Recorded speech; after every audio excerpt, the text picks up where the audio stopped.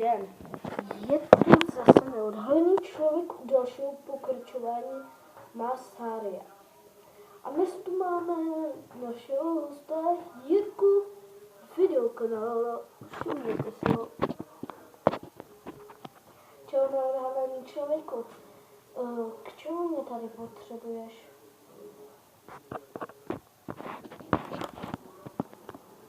No, chci se tě zeptat.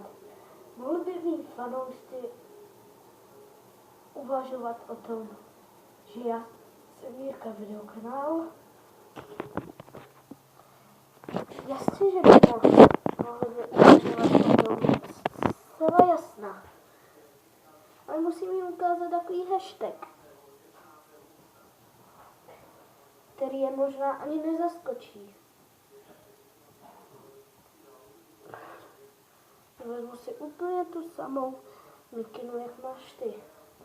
Vezmu si tvůj šátek a tvou flexinu.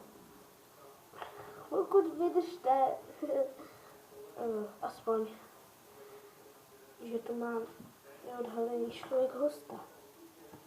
Nikdy neměl.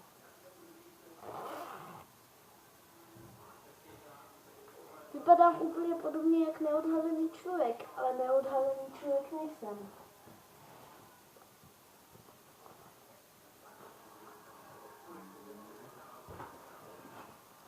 Dívejte, nejsem neodhalený člověk.